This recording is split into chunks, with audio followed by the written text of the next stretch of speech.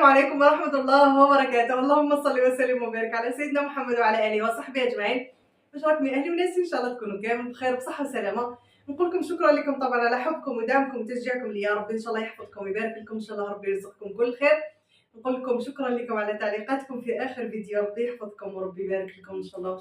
شكرا لكم بزاف بزاف خواتي خواتاتي اللي مالفين معايا من اول ما فتحت القناه. نقول لكم مرحبا بكم، نورتوني. ما تنساوش ديروا لنا جيم لاول مره راه يشوف فيا، نقولوا ما تنساش دير لنا اشتراك وتفعيل زر الجرس باش كل ما ندير لايف ولا فيديو يوصلك اشعار بهم. اليوم باذن الله فرحه كبيره بالنسبه لي انا، اليوم هذايا فرحه تاع الصح. فيلا نبداو مع بعضنا وتشوفوا علاه راني فرحانه اليوم، وعلاه قلت لكم باركوا لي. وثاني حاجه من قلت راني فرحانه، قررت اني ندير لهم اكله جزائريه 100% جزائريه، والصراحه عمري في حياتي ما درتها لهم لهنايا في مصر. عمري ما طيبتها لهم في مصر على خاطرش ما كانتش تكون متواجده لهنا في مصر، والصراحه كنت ننسى نجيبها معايا كي نروح للجزائر. فالمره الاخرى هذيك رحت جبتها معايا وحبيت لي ونفاجئهم بها. ويلا تشوفوا معايا واش صرا. ومحمود زعاف بزاف مشاعر في هذا الفيديو. يلا نبداو نقولوا بسم الله. وطبعا كنت محتاره في واحد الحاجه وخلاص قررت واش رايحه ندير فيها، فيلا نبداو نقولوا بسم الله. فنقولوا بسم الله ونبداو. اول حاجه يا زينات رايحه نديرها معكم هو الفطور تاعي. رايحه ندير فطور جزائري 100%. رايحه ندير اكله جزائريه مشهوره بها الجزائر بزاف بزاف، وانا يا عمري ما درتها لهم لهنايا في مصر. وعلى حلو ما عمرك ما درتيها في مصر؟ على خاطرش ما كانتش تكون عندي الفرصه انه هي تكون عندي في الدار باش نديرها، ولا هنايا في مصر ما يعرفوهاش وما تتباعش عندهم. ممكن تكون تتباع جافه بصح ما يخدموهاش كيما حنايا. المهم وشنو هاد الاكله اليوم رايحه ندير لهم؟ بواكاسي ولا بوكاسي، كل واحد واش يقول لها. اليوم باذن الله رايحه نشاركها معاكم ومع محمود ومع وليداتي باذن الله.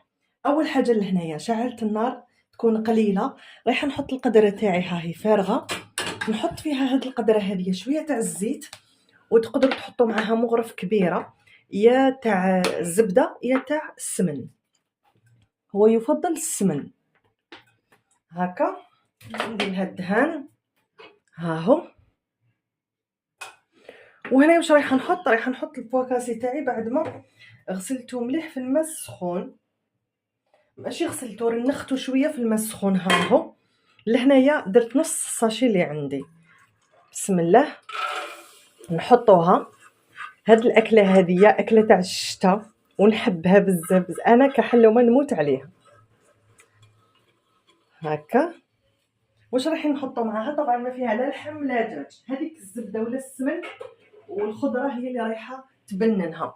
لهنايا رايحه نحط معاها حبه تاع بصل، لهنايا تكون كبيره شويه عندي ريحتها فلاشوار، ورايحه نحط معاها المعدنوس. لهنايا كنت حطيته في كونجيلاتور، عندي المعدنوس حطيته في كونجيلاتور هو والحشيش. كي ما يكونش عندي الفرش نجبد هذايا يعني باش ما نحبسش اون بان.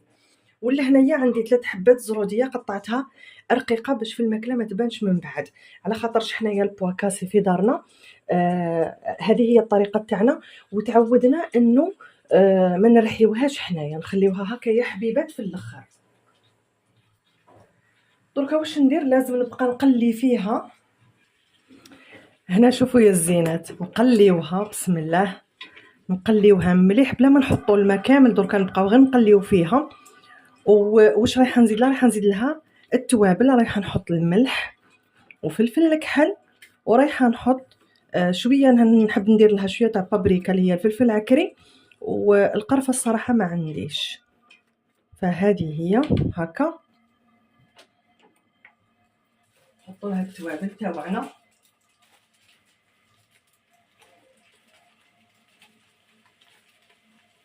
هنا نحب نقول لكم باللي محمود للاسف خدام اليوم.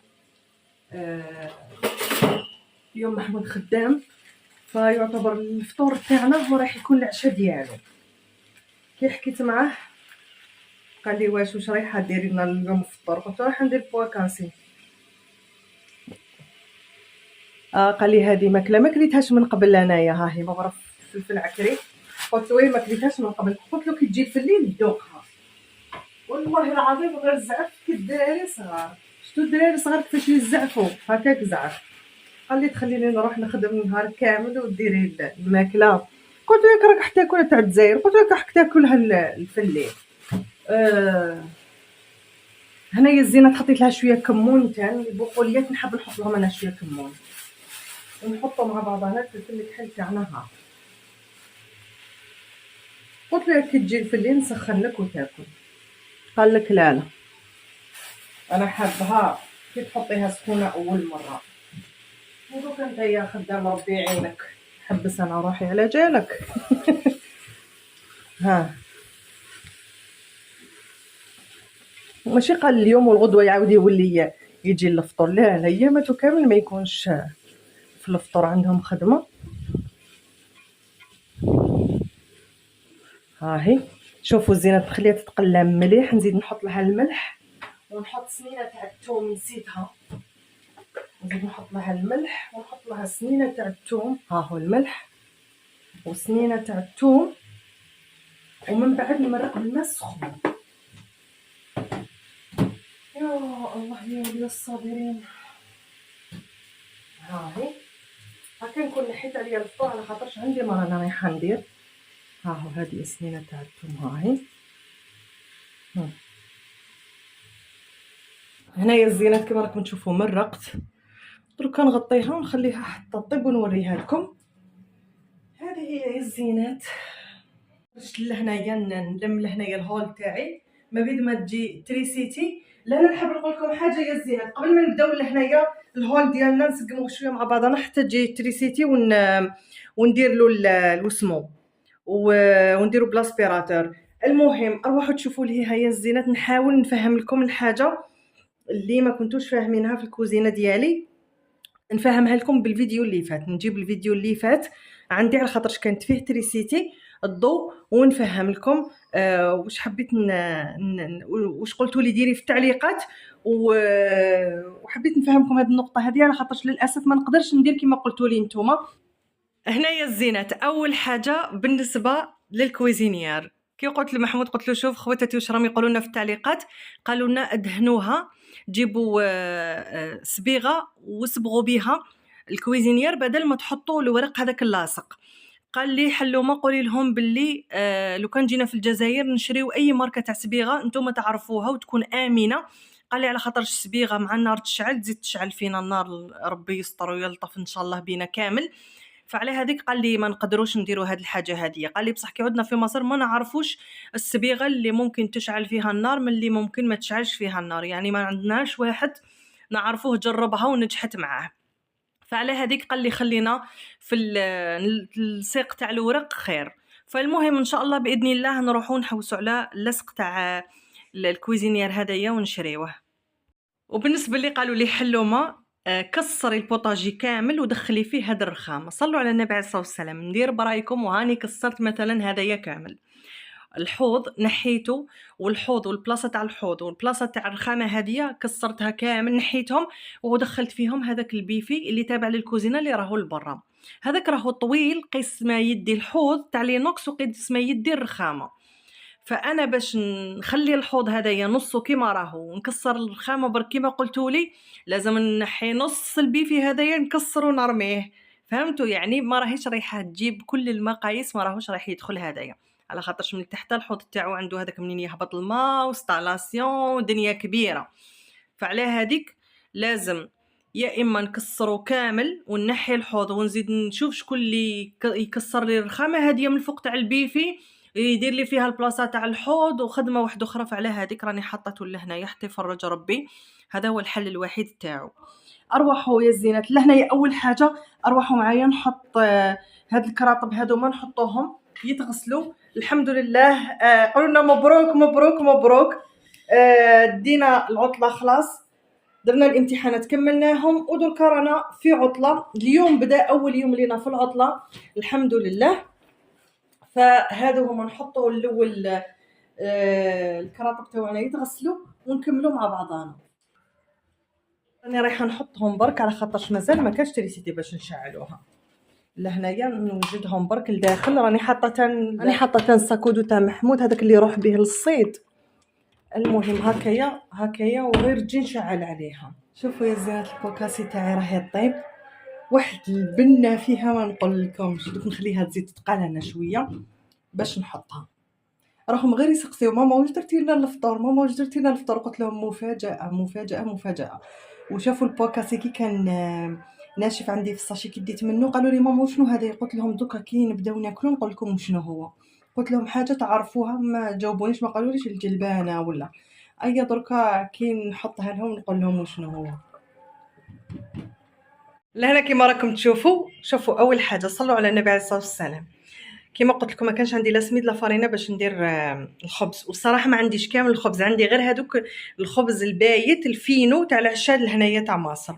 ايا قلت واش ندير لهنايا. الصراحه تلسع مني شويه، درتو بالزربيه قبل ما تروح عندي التريسيتي، قطعتو هكا كيما راكم تشوفوا، ودرتو في سنيوه، حطيت له شويه تاع الزبده وشويه تاع التوابل، مالفا نديرو اعشاب عطريه ما عنديش، ودخلته للفور كي نقول لكم تم وراحت عليه تريسيتي. المهم تحرق شويه مني بصح ماشي مشكل، ها هو هكايا. قلت ناكلوه قدام البواكاسي تاعنا. هذا هو اللي هنا حطيت شويه مخلل اللي بقى عندي، وطبعا لهنايا حطيت الغرافه وحطيت العصره تاع القارص، لازم مع البوكاسي عصره تاع القارص، هذه هي. وهنايا ها هي البوكاسي تاعي بعد ما وجدتها.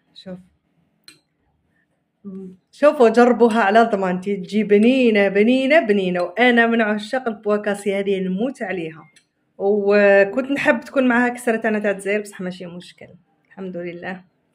هكا ونقعدوا ناكلوا البواكاسي تاعنا. طبعا الدراري ما صبروش حتى يذوقوا منها هكا كي حطيتها في الطباسه.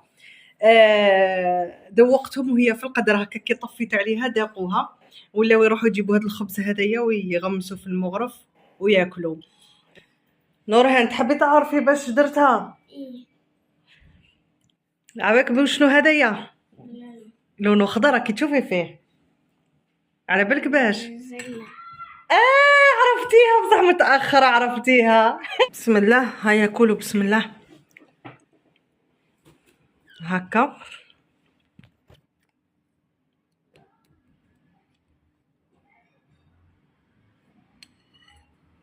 هيا الزين الغالي نورهان.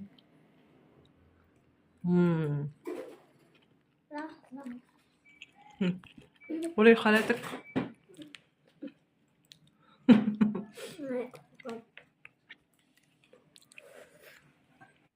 هنايا الزينات جوع الليل واخره. جا محمود من الخدمه في الليل كامل، والبرد والشتا راهي دايره عندنا حاله ما شاء الله. اي طلع كملنا. سخنت هذيك البواكاسي زدنا حنايا كلينا منها تعشينا منها، ومحمود كنت سخنت له كلاها اول مره، يعني ما كانش كلاها معنا الصباح من قبل في الفطور كيما على بالكم. عجبته مات عليها، قال لي مازالت كاينه عندنا. قلت له ايه مازال كاينه عندي نص واحد اخر ساشي. قال لي خلاص، قال لي دوك نسقسي لهنايا العطار اذا يبيعها هكا كي عاده الجلبانه يابسه نجيبوها ونولوا نديروا هذه الماكله هذه. قلت له ان شاء الله ما كاش مشكل. قلت له انايا كي نهبط للعطار اللي نشري من عنده الفارينه وهذيك راني نسقسيه. صراحه كنت حابه ندير مع هذه الاكله هذه، كنت حابه ندير معها الخبز، بصح للاسف ما كان عندي لا سميد لا فارينه. وكما قلت لكم دوكا ما رانيش نهبط كي بدات العطله، حبيت نريح شويه روحي في الدار، فعلى هذيك ما عنديش لا سميد لا فارينه. المهم وتان كان عندي خبز صراحه باش ما يترمش، قلت خلي نديره لهم وخلاص.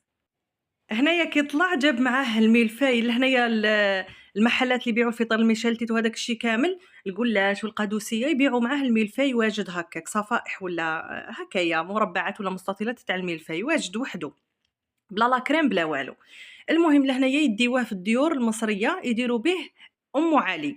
ام علي هذه تندير يا اما بالكرواسون يتقطع في صغيور، يا اما بالميلفاي، يا اما بالقلاش يكون محمص. اللي يحب يدير هذه الوصفه هذه ممكن يجرب بدل القلاش لا بات فيلو تاعنا تاع الجزائر، يحمصها هي الاولى في الفور مكسره ومن بعد يستخدم هذه الوصفه هذه. اللي يحب الوصفه هذه بالتفصيل نعاودها لكم ما كاش مشكل. المهم والوصفه الاصليه تاع زمان المصريين لهنايا كانوا يديروها بالرقاق تاعهم. هذه هي. وشنو هي؟ تحكمي اي نوع من اللي قلت لك عليهم، تكسريه تحطيه في سنيوه مع شويه تاع السمن، وتحطي عليه مكسرات. لهنايا هما يديروا الزبيب وجوز هند وسوداني اللي هو الكاوكاو. من بعد كنت موجدة ريت 3 حليب سخون، دوبت فيه السكر على حسب الرغبة، ودرت فيه شوية تاع لافاني، وسقيت به كامل هذاك الملفاي تاعي بعد ما كسرته، وزدت عليه شوية سمن، ومن الفوق حطيت لهم القشطة اللي كنت خادمتها من قبل في الدار معاكم، ودخلتها للفور من التحت والفوق مع بعضاهم. هذه هي بالنسبة للحكاية تاع أم علي. وشنو هي يا حلومة؟ أم علي هذيا أنا نسيتها شوية. المهم أم علي كانت متزوجة ملك، وهذاك الملك دارت به شجرة الدر وداته لها. من بعد ما داته لها وقعد معها مدة، عاود ولا الأم علي المرتو الأولى. كي ولا المرتو الأولى سمعت شجرة الدر، فحرضت عليه ناس من عندها وقتلوه. من بعد أم علي حبت تنتقم منها، انتقمت منها وقتلتها. وبعد ما قتلتها راحت وزعت هذه يا أم علي اللي هو رقاق بالحليب والسمن والمكسرات. من بعد يا زينة خرّجتها وقطّعت لهم، بردت شوية برك وقطعت لهم في الطباسة. طبعًا هُم يحبوها هكايا، كاين اللي يحبها جارية بالحليب بزاف، وكاين